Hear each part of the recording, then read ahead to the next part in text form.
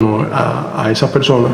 les podemos explicar, y bueno, disculpen las otras que ya conocen la historia, muy brevemente. Desde el triunfo de la Revolución Cubana en el año 1959,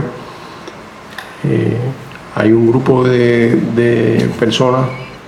que emigran hacia Estados Unidos, se establecen fundamentalmente en el sur de la Florida, y fundamentalmente en el sur de la Florida, en la ciudad de Miami. Y ahí se establecen y algunos de ellos crean grupos que se dedican al financiamiento y la realización de actividades violentas, de actividades terroristas contra Cuba. Son más de 55 años de ese tipo de actividades. Las organizan, se entrenan para ellas, consiguen los armamentos y los explosivos en Estados Unidos. Las autoridades de Estados Unidos conocen de esas actividades, conocen de que esas actividades se llevan a cabo, conocen de que ese armamento existe, conocen de que esos grupos se entrenan, conocen de que esos grupos planifican las incursiones en Cuba, y sin embargo esos grupos no son tocados jamás por la ley en los Estados Unidos.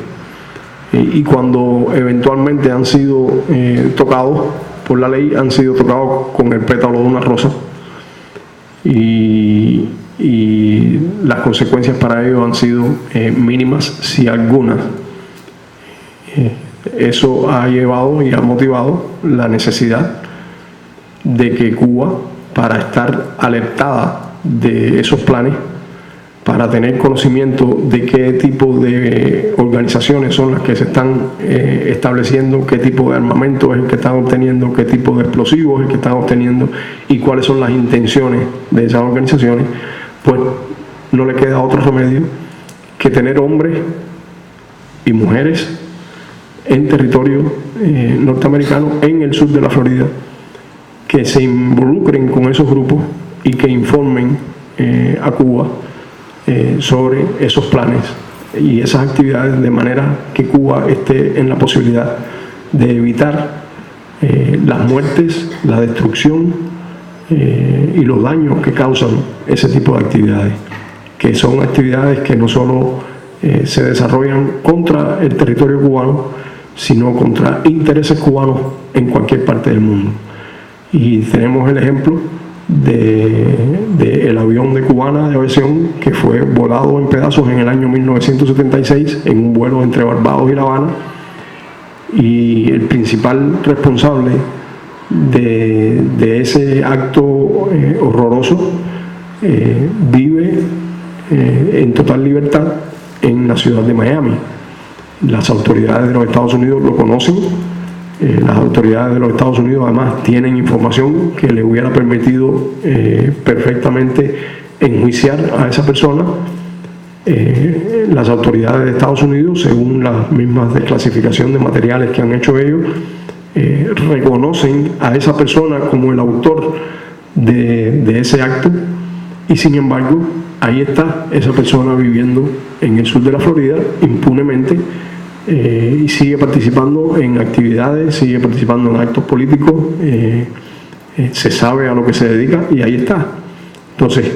a las autoridades cubanas no les queda más remedio, no podemos confiar en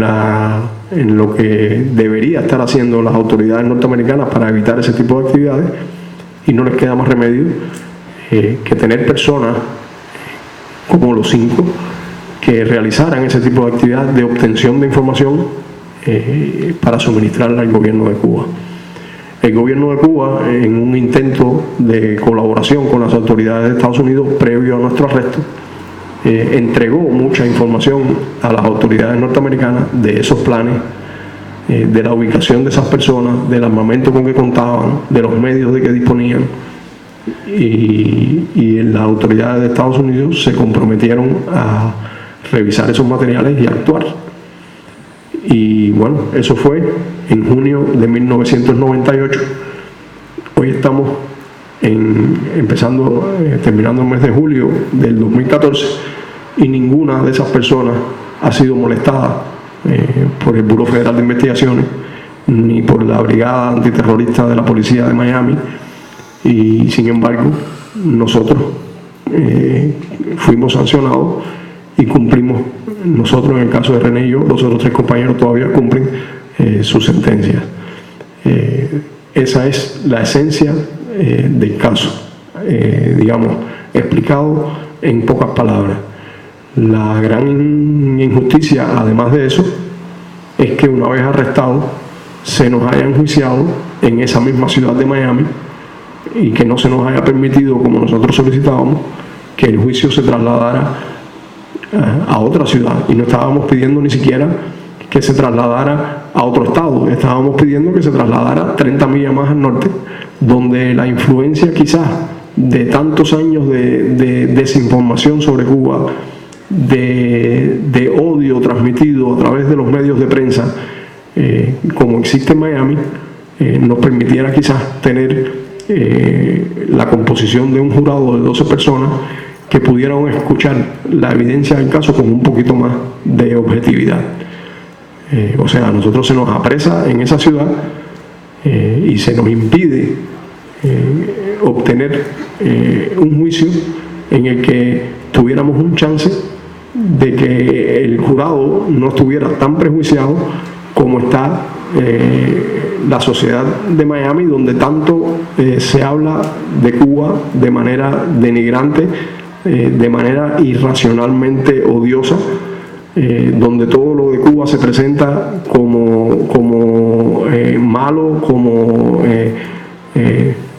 malévolo, y donde nosotros no teníamos el más mínimo chance de presentar una evidencia que iba en contra de los grupos de poder cubanoamericanos que existen en esa comunidad, que son los que controlan además los grandes negocios, los medios de prensa, y que son los que además durante todo el proceso nuestro estuvieron publicando materiales tendenciosos contra nosotros, materiales que prejuiciaban a esa comunidad contra todo lo que tuviera que ver con Cuba, con el gobierno cubano, y que hoy además conocemos que una parte de esos materiales publicados obedecían al pago que el mismo gobierno que nos estaba acusando le estaba haciendo a ciertos periodistas para que publicaran esos trabajos. Entonces, bueno, esa en esencia es la historia de por qué estábamos los 5 en Miami y digamos, el núcleo de la injusticia que es el arresto y el hecho de que el juicio se haya llevado a cabo en Miami. Pudiéramos hacer una lista mayor de las cosas que se hicieron durante el juicio que constituyen aberraciones de la justicia, pero bueno, en esencia esa es la fundamental, porque todas las otras se derivan de esa. Prácticamente el juicio fue completamente la presentación de los fiscales dirigido a restregar en las narices de esos 12 personas que constituyeron el jurado los posibles prejuicios que pudieran tener con relación a Cuba, para que nosotros no fuéramos juzgados por los hechos y por la historia que constituía el contexto de esos hechos, sino por los prejuicios que esos jurados pudieran tener en sus mentes con respecto a Cuba. Y al final fue lo que sucedió.